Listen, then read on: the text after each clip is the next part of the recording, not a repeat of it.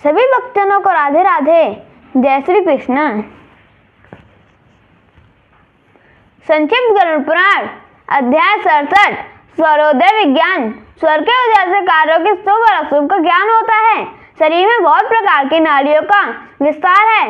नाभि प्रदेश के नीचे जो कंध स्थान अर्थात मूलाधार है, वहीं से उन नाड़ियों का अंकुरण होकर संपूर्ण शरीर में विस्तार होता है। 72,000 नाड़ियां नाभि के मध्य में चक्राकार अवस्थित रहती हैं। उन नाड़ी वामों में वामा, दक्षिणा और मध्यमा नामक 3 श्रेष्ठ नाड़ियां हैं। उन्हीं को क्रमशः इड़ा, पिंगला और सुषुम्ना कहा जाता है। इनमें वामा सोमात्मिका, दक्षिणा सूर्य के समान तथा मध्यमा नाड़ी अग्नि के समान फलदायिनी एवं काल रूपिणी है। वामा नाड़ी अमृत रूपा है। वह जगत को आप्यायित करती रहती है।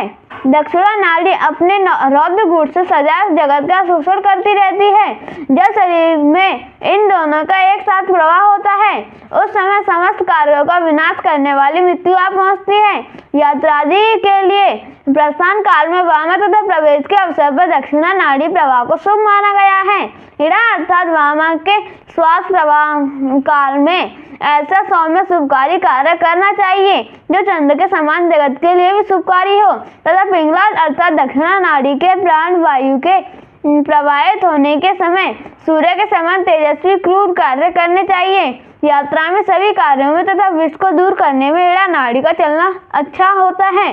भोजन, मैथुन, युद्ध आरंभ में पिंगला नाड़ी सिद्धिदायक होती है। उच्चाटन आदि अभिचार कर्मों में पिंगला नाड़ी का चलना उत्तम है। मैथुन, संग्राम और भोजन करते समय राजाओं को पिंगला नाड़ी के श्वास प्रवाह पर ध्यान रखना चाहिए।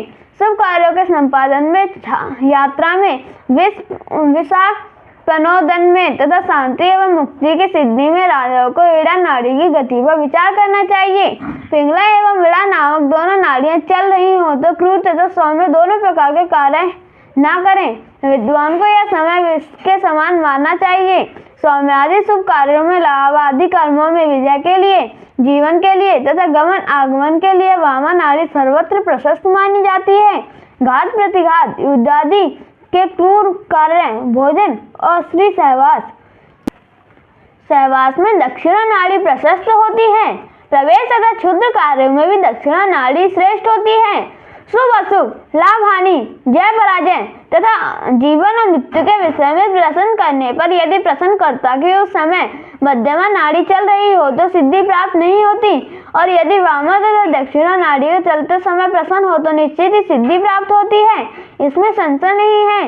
इसी प्रकार प्रश्नकर्ता के स्वर में उदय तथा प्रश्नकर्ता की अवस्थिति आदि पर विचार करने से भी कार्य की सिद्धि असिद्धि का निर्णय तथा शुभ अशुभ का ज्ञान किया जाता है।